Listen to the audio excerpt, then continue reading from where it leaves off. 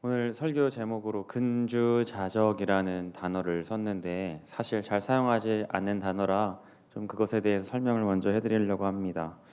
사실 근주자적이라는 단어에 원래 풀 네임이 있는데요. 근주자적, 근묵자흑이라고 있습니다. 근묵자흑이라고 하니까 이제 무슨 얘기인지 딱 아실 것 같습니다. 이 중국의 부현 사람 이름입니다. 부현이라는 학자가 태자소부잠이라는 어떤 책을 썼는데요. 그것이 중국 사람들이 본 어떤 잠언집 같은 겁니다. 근데 거기에서 근주자적, 근묵자흑이라는 이제 말을 썼는데 이 말을 그대로 해석하면 가까울 근, 붉을 적, 사람자, 붉을 주. 그러니까 사람들이 인주를 가까이 하면 빨간 것을 가까이 하면은 붉어지게 물들어간다 이것이고 또 먹을 가까이 하면은 자연스럽게 검어진다. 그래서 근주자적 근묵자흑이라고 이야기합니다. 이것을 다시 말해서 사람에게 적용하고 비유하면 사람은 착한 사람과 같이 지내면 점점 착해질 수 있고 또 악한 사람과 지내면 악해진다. 이렇게 이해합니다. 또 좋은 습관을 가진 사람 옆에 있으면 나도 그 좋은 습관을 배울 수 있고 나쁜 습관을 가지고 있는 사람한테 같이 지내면 나쁜 습관이 몸에 뵐 수 있다. 근데 이것을 우리가 생각해 보면은 꼭 사람만이 그렇지 않습니다. 환경과 문화 여러 가지에 우리는 노출되어 있고 영향을 받는 인간이라는 존재입니다. 제가 삶을 살면서 그렇게 오래 살지 않았지만 저한테 가장 감사한 것이라고 한다면 어떻게 제가 하나님 교회를 다니는 친구를 만나서 이렇게 신앙생활을 처음 시작하고 이렇게 사역의 자리에 있는지 너무너무 감사하고 또한 감사한 것은 우리 명성제일교회 와서 성도님들 만나고 우리 좋은 담임 목사님 밑에서 교육자들 밑에서 사역을 새로 배울 수 있다는 것에 좋은 영향을 받고 있어서 참 감사하다. 좋은 신앙의 건덕을 세워 나가는데 참 은혜롭다 이런 생각을 많이 하고 있습니다. 반대로 제가 그런 교회 다니는 친구 하나님 모르는 그런 무리와 살았다면 어떻게 됐을지 제가 상상만 해도 아주 아찔합니다. 뭐 이 시간에 일어나서 뭐 기도할 생각을 제가 했을까요? 어제 저녁 밤늦까지 뭐 이렇게 세상 사람들과 술 마시고 친구들이랑 놀다가 제가 또 운동도 좋아하니까 운동도 했다가 그냥 뭐 사람들 만나서 당구 치고 놀고 그렇게 물론 그런 것들이 나쁜 것은 아닙니다만 어떤 향방도 모른 채 그냥 쪄들어가면서 그냥 그때그때 쾌락을 가지고 살지 않았을까 이런 생각을 합니다. 더욱이 저뿐만 아니라 요즘 시대를 이렇게 가만히 바라보면서 더 그렇게 느껴지지 않습니까? 죄 짓는 일은 참 쉬운 것 같아요. 우리가 어떤 좋은 습관을 길러내고 어떤 기도의 습관 또 하나님 말씀을 가까이 하고 이런 것들은 너무 어렵고 새벽에 일어나서 주님의 말씀을 듣고 기도하는 것 이런 것들을 습관을 세워나가는 것은 진짜 어려운 일인데 그냥 쾌락을 위해서 쉽게 할 수 있는 것들은 너무너무 많고 죄를 저지르는 일은 너무 어렵지 않고 또 전염성도 강합니다. 모든 사람들이 하나님을 모르고 죄로 인해 망가져 가는데 그것도 모른 채 그냥 붉은 것을 가까이 하여 빨개지는지도 모르고 점점 그렇게 근주자적처럼 물들어가고 있다는 이야기입니다. 마치 온수에 개구리를 넣어서 서서히 익혀가면서 그 개구리가 죽어가는데도 본인은 따뜻하다 이렇게 느끼고 있다는 것이죠.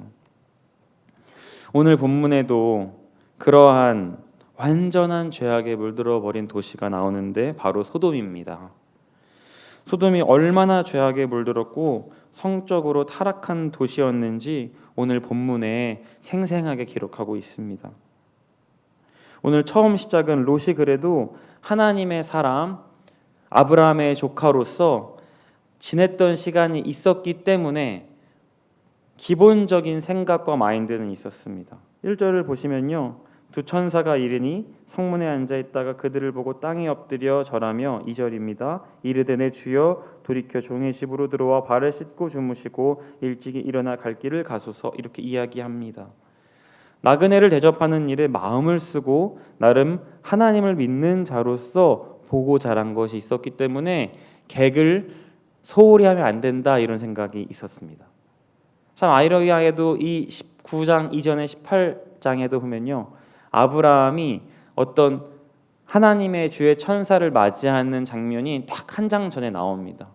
그래서 그들한테 엉긴 젖과 여러 가지를 주면서 이렇게 하니까 그 사람들이 이제 아브라함과 사라에게 이제 너에게 아들이 있을 것이다. 물론 그 전에 하나님께서 예비하시기도 했지만 주의 천사를 통해서 다시 확고하게 하나님이 이렇게 말씀해 주는 장이 바로 한 장 전에 나옵니다. 마찬가지로 롯도 아브라함한테서 보고 배운 것이 있었어요. 그러니까 나그네가 왔을 때 소홀히 하지 않고 머물다 가시옵소서 이러면서 이렇게 두 나그네를 대접하려고 합니다. 이런 행동에 천사도 마음이 흡족하지 않았겠습니까? 그런데 그날 밤에 갑자기 한 소동이 일어납니다. 4절 5절입니다. 그들이 늦기 전에 그 성 사람 곧 소돔 백성들이 노소를 막론하고 원근에서 다 모여 그 집을 에워싸고 롯을 부르고 그에게 이르되 오늘 밤 내게 온 사람이 어디 있느냐 이끌어내라 우리가 그들을 상관하리라. 어떠한 적지 않은 소동이 일어납니다. 소돔 백성들이 노소, 그러니까 어린 아이부터 나이 든 사람까지 다 모여서 그 집을 에워싸고서 그러더니 그 두 사람을 당장 밖으로 끌어내라 이렇게 이야기하는 것입니다. 내가 그 남자와 상관하겠다. 이 말은 그 남자와 잠자리를 갖겠다 이렇게 이야기하는 것이죠. 이것이 얼마나 무서운 발언인가를 생각해 보면 먼저 노소를 막론하고 이 지역의 사람들은 이미 나이를 떠나서 모든 사람들이 죄의 독에 빠져 있었다는 이야기입니다. 그리고 그 두 사람에게 큰 관심을 가졌다는 것은 이미 그 지역 사람들은 서로가 서로를 탐하는 일에는 지겨워졌다고도 이야기할 수 있습니다. 새롭게 처음 보는 두 남자에 대해서, 타국인에 대해서 뭔가 야릇한 느낌을 가졌을 것이고 이미 온 마을에 정보가 퍼졌을 것이고 그들은 참을 수 없는 음욕에 그 두 사람을 끌어내라고 롯 집 앞에서 난리를 치는 중이었다는 것입니다. 비도덕적이고 육체적 쾌락만 좀 추구하는 죄악에 이미 깊이 빠져 있어서 그들의 생활은 황종을 넘어서 변태적이고 악을 행하는 데 용감했습니다. 그들의 양심은 마비되어서 부끄러움을 몰랐고 오히려 수치스러운 죄악을 드러내는 것을 좋아했음이 본문에 나와 있습니다. 그래서 성경에서는요, 소돔과 고모라 이것이 하나님의 심판에 대한 전형으로 자주 등장합니다. 신명기 29장, 예레미야 49장, 베드로후서 2장, 유다서 1장, 계시록에서도 계속해서 멸망당해도 마땅한 도시가 바로 소돔이다 이렇게 얘기할 정도로 그들은 정말 타락하고 부패했고 변태적이었던 그런 모습입니다. 그런 사람들이 들어오니까 롯이 당황해서 객을 잘 대접해야 되는데 안 되니까 이제 막아서잖아요. 그게 7절 8절입니다. 이르되 청하노니 내 형제들아 이런 악을 행하지 말라. 내게 남자를 가까이 하지 아니한 두 딸이 있노라. 청하건대 내가 그들을 너희에게로 이끌어내리니 너희 눈에 좋을 대로 그들에게 행하고 이 사람들은 내 집에 들어왔은즉 이 사람들에게는 아무 일도 저지르지 말라. 이렇게 이야기합니다. 근데 성도님들, 이 롯의 이 행위가 상식적으로 들리십니까? 두 나그네를 지키겠다고 아직 한 번도 남자를 가까이 하지 않은, 결혼하지 않은 두 딸, 처녀를 그들에게 준다는 이 말이 상식적으로 들리십니까?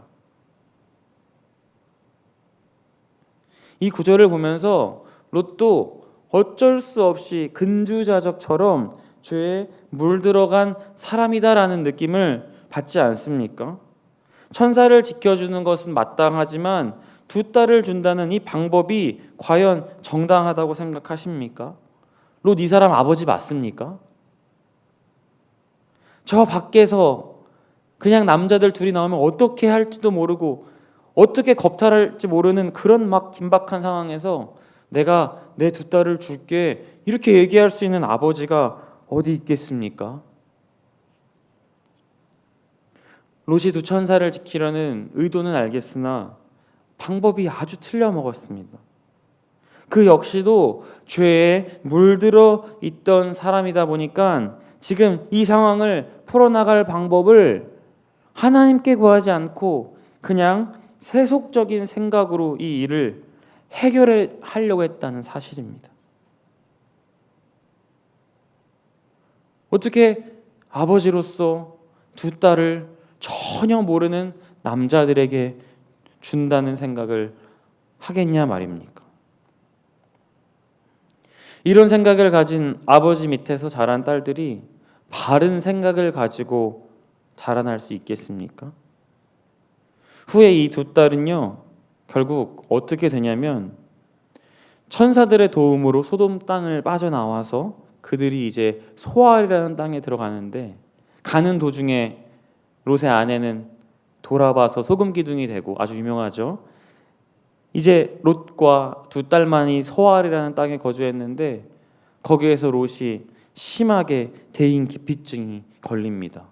하나님의 심판을 눈앞에서 복도했고 자기 아내가 소금 기둥이 되고 이러한 어떤 비극들을 겪고 나니까 더 이상 사람을 만날 수가 없다. 그리고 이곳 소알 땅도 안전한지 난 잘 모르겠어 이러면서 딸을 데리고 근처에 산에 들어가서 이제 완전 자연인처럼 그냥 사람들과는 멀리하면서 그런 인생을 보내는데 거기에서 아주 충격적인 일이 생깁니다. 산에 올라가서 두 딸이 서로 작당 모의를 하죠. 우리 아버지가 늙으셨고 우리가 세상의 도리를 따라 우리 배필을 만들어야 되는데 이 땅에 우리가 남자를 만날 일이 있을까? 그러니까 우리가 어떻게 할까? 큰딸이 작은딸한테 이야기하죠. 우리 아버지 술을 마시게 해서 우리 아빠랑 동침을 하자. 이런 아주 타락의 끝판왕을 보여줍니다. 근데 생각해보면 롯의 딸들이 아버지에게 술을 마시고 동침하자는 이 계획을 어디서 세웠을까요? 평소에 롯이 술을 매우 즐겨 마시고 정신을 못 차릴 정도로 만취한다는 술버릇이 있다는 것들도 딸들이 알지 않았을까요? 결국 속세와 세속에 물들어서 죄악에 물들어서 근주자적처럼 이렇게 물들어가는 죄악된 습성을 뿌리 뽑지 못했던 롯의 말로는 정말 비참하고 그 두 딸로 인해서 태어난 족속이 모압과 암몬 족속이 되는 아주 이스라엘에서 비극적인 일이 일어났다는 것입니다. 롯은 죄에 물든 소돔이라는 땅에서 주님의 강권적인 은혜로 구출을 받았지만 여전히 그 죄가 해결되지 않고 여전히 죄에 물들어 있었기 때문에 치명적인 말로를 보냅니다. 롯이 아브라함과 지낼 때는 아브라함을 통해서 얻는 복이 많았습니다. 왜냐하면 아브라함이 하나님께서 예배드리는 모습을 보면서 자라지 않았겠습니까? 그리고 나름 보고 배운 것이 있었기 때문에 손님, 객을 잘 대접해야 된다는 것도 배우지 않았겠습니까? 그런데 아브라함과 뚝 끊어지고 너가 좌편을 택하면 내가 동편을 택하겠다. 그때는 좋았겠죠. 자기의 소유가 생기는 것 같고 비옥한 땅에서 새 출발을 하는 것처럼 보였겠지만 결국 그것이 롯이 망하는 지름길이었고 하나님과의 관계가 뚝 끊어져 버리는 소돔 땅에 살면서 죄에 점점 물들어가는 인생이 되어버렸다는 것입니다. 마찬가지로 요즘 느껴지는 것 중 하나가 있습니다. 코로나가 지속되면서 여러 사업과 우리 가정에서 일어나는 일들이 참 많으시겠지만 가장 치명적인 것 하나는 우리가 교회를 나가지 못하게 되면서 집에서 편하게 예배드리면서 정말 어떤 예배의 소중함 그리고 어떤 기도의 시간들을 확보하지 못하는 일들이 자연스럽게 물들어지고 있다는 것입니다.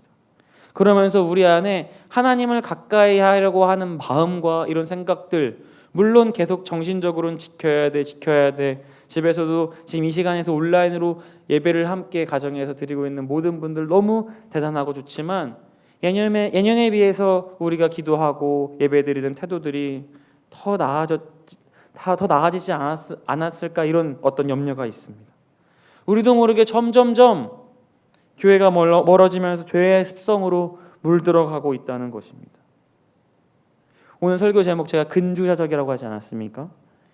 근묵자적이라는 더 익숙한 표현이 있는데, 근주자적이라고 한 것은 우리의 죄악에 관해서 이사야서에서 너희의 죄가 진홍 같다, 붉다 이렇게 얘기했기 때문에 더 와닿았기 때문에 근주자적이라고 했습니다.